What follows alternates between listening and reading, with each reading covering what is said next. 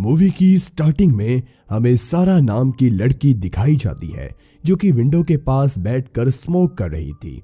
जिसके बाद वो हमें बताती है कि वो अपनी लाइफ में कई मर्दों के साथ इंटीमेट हुई है और वो ये सिर्फ मज़े के लिए करती है, लेकिन आज तक उसे कोई ऐसा नहीं मिला जो उसके साथ लॉयल हो। अगले सीन में हम सारा, उसकी मॉम डोरेन और उसके बॉयफ्रेंड माइक को देखते हैं। ये तीनों एक साथ ही एक घर में रहते हैं।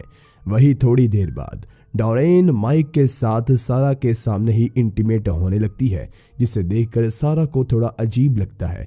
इसीलिए वो तुरंत अपने रूम में आ जाती है, जहां पर सारा अपनी बेस्ट फ्रेंड चार्ली के साथ वीडियो कॉल पर बातें करती है। सारा चार्ली को किसी लड़के के बारे में बताती है और कहती है कि उसे वो लड़का काफ़ी ज़्यादा अच्छा लगा। साथ ही वो लोग पार्टी में जाने की बात भी करते हैं।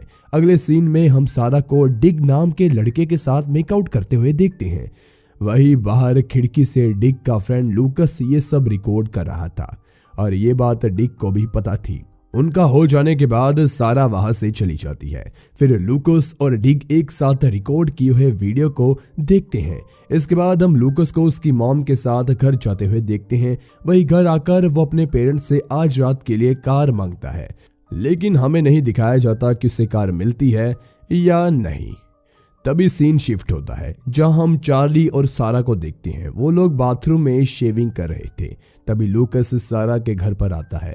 दरअसल वो यहाँ पर सारा और चार्ली को पार्टी में ले जाने के लिए आया था। सारा की मॉम डोरेन उसे घर के अंदर बुलाती है और हम देखते हैं कि डोरेन अपने बॉयफ्रेंड माइक के सामने ही लूकस के साथ फ्लर्ट करने की कोशिश करती है। ये बात माइक को कुछ खास पसंद नहीं आती, इसीलिए वो सारा को बताता है कि डोरेन लूकस के साथ फ्लर्ट कर रही है। गाइस, मूवी स्टोरी कंटिन्यू करने से पहले मैं आपको हमारे सेकंड चैनल के बारे में बताना चाहता हूं, दी हॉली फैन, जो कि हमने हाल ही में क्रिएट किया है। और न्यू चैनल क्रिएट करने का मेन रीज़न यही है कि हमारे चैनल पर अभी 2 स्ट्राइक आई हुई है, जिसकी वजह से हम काफ़ी डिप्रेस हो गए हैं। इसलिए हमने सेकंड चैनल स्टार्ट किया है ताकि आपको रेगुलर वीडियोस तो मिलती रहे और मेरी यूट्यूब फैमिली भी सेफ रहे। तो गाइज, प्लीज़ हमारे सेकंड चैनल को सब्सक्राइब कीजिए ताकि मुझे थोड़ी मोटिवेशन मिल सके। चैनल लिंक आपको डिस्क्रिप्शन में मिल जाएगा या फिर आप आई बटन पर क्लिक कर उस चैनल पर विजिट कर सकते हो। तो चलिए अब जल्दी से मूवी की स्टोरी पर आ जाते हैं, जहां हम एक कार का सीन देखते हैं, जहां पर लूकस, डिक, चार्ली और सारा पार्टी के लिए जा रहे थे। इससे हमें पता चलता है कि लूकस को उसके पेरेंट्स ने कार की चाबी दे दी थी। कुछ देर बाद लूकस सारा से पूछता है कि तुम्हारे घर में वो लड़की कौन थी जिसने मुझे घर के अंदर बुलाया था। इस पर सारा बताती है कि वो उसकी मॉम डोरेन है। इसके बाद लूकस और डिक कार को बिल्डिंग के पार्किंग लॉट में रोकते हैं और जब वो लोग जा रहे थे तभी कार में चार्ली के हाथ वही वीडियो कैमरा लग जाता है जिसमें डिक और सारा की रिकॉर्डिंग थी। तभी डिक तुरंत वापस आकर उनसे वो कैमरा ले लेता है। आगे हमें पता चलता है कि लूकस उस कैमरा की रिकॉर्डिंग को एक अडल्ट वीडियो प्रोड्यूसर को बेचने के लिए आया था, मगर रिकॉर्डिंग में कुछ खास नहीं था, इसलिए लूकस को उसके लिए काफ़ी कम पैसे मिलते हैं। इन सभी बातों के बाद वो लोग एक क्लब में जा रहे थे, मगर क्लब का गार्ड उन्हें रोक देता है, ये कहकर कि वो चारों अभी अंडर एज है। ये सुनकर चारों निराश होकर वहां से निकल जाते हैं, जिसके बाद वो लोग एक दूसरे क्लब में आकर एंजॉय करने लगते हैं। वही थोड़ी देर बाद सभी डिक के घर पर आते हैं, जहां कुछ देर बातें करने के बाद डिक और चार्ली गार्डन में ही इंटीमेट हो जाते हैं और उन्हें देखकर सारा लूकस को सेड्यूस करने की कोशिश करती है, क्योंकि उसे भी लूकस के साथ अपनी प्यास बुझानी थी। मगर लूकस उसे मना कर देता है और कहता है कि इंटीमेट होना ज़रूरी है, क्या हम सिर्फ बातें नहीं कर सकते। इसके बाद वो लोग पूरी रात बातें करते हैं और सारा को भी ये अच्छा लगा, क्योंकि पहली बार किसी लड़के ने उसके साथ इंटीमेट होने से मना किया था। वही अगले दिन हम चार्ली को देखते हैं, वो वॉमिट कर रही थी, जिससे हम समझ पाते हैं कि वो प्रेग्नेंट है। तो दूसरी तरफ रॉबर्ट नाम का लड़का, और वो अपनी मॉम को भी उठाता है उसे शांत करने के लिए, मगर उसकी मॉम नशे के चलते सो रही थी, जिससे हम समझ पाते हैं कि रॉबर्ट ने ये सब अपनी मॉम का ध्यान अपनी तरफ खींचने के लिए किया था, क्योंकि वो हर वक्त नशे में रहती है। दरअसल रॉबर्ट चार्ली की सिस्टर इवोना का बेटा था, जिसके बाद चार्ली इवोना के बच्चे को शांत करवाती है और जब चार्ली ब्रेकफास्ट रेडी कर रही थी तभी रॉबर्ट कहता है कि उसे जैम नहीं बल्कि न्यूटेला चाहिए। इस पर उसकी मॉम डांट लगाते हुए कहती है कि घर में न्यूटेला नहीं है। इस तरफ जब डोरेन घर वापस आती है तो उसे सारा के रूम से कुछ आवाज़ आती है। वो चेक करने के लिए जाती है तो वो देखती है कि सारा लूकस के साथ इंटीमेट हो रही है और सारा को भी पता चल जाता है कि उसकी मॉम उसे देख रही है।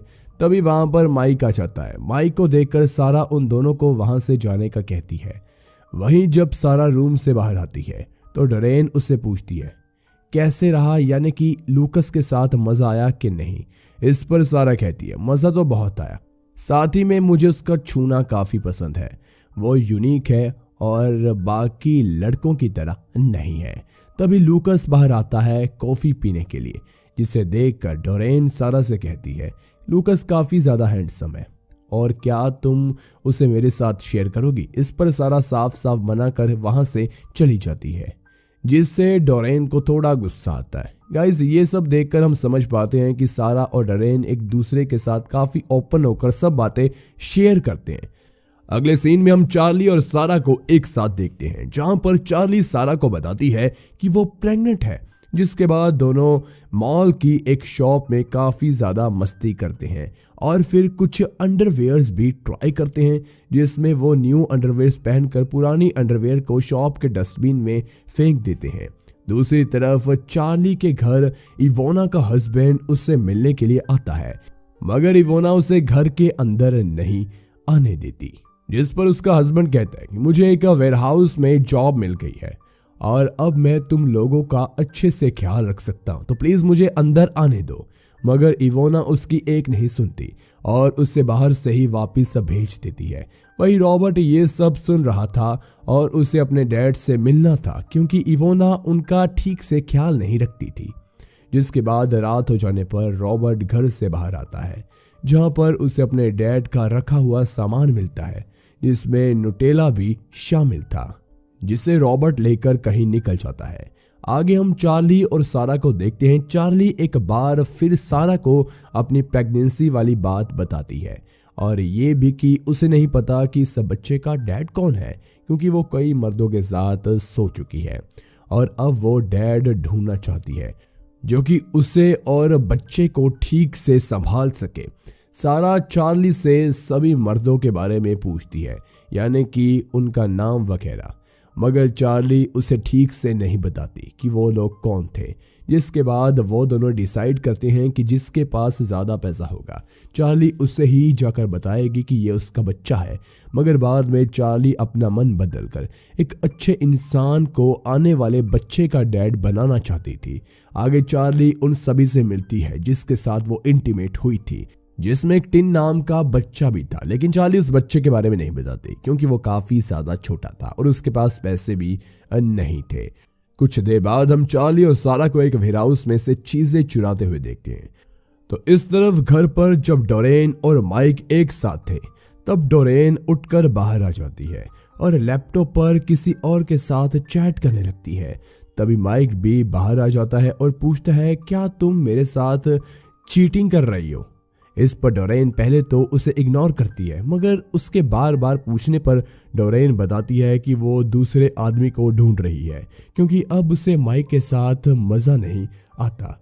वो पहले बेड पर काफ़ी अच्छा परफॉर्म करता था, मगर अब वो पहले जैसा बिल्कुल भी नहीं है, जिसके कारण दोनों के बीच बहस तो हो ही जाती है और डोरेन गुस्से में आकर माइक को उसके घर से चले जाने के लिए कहती है।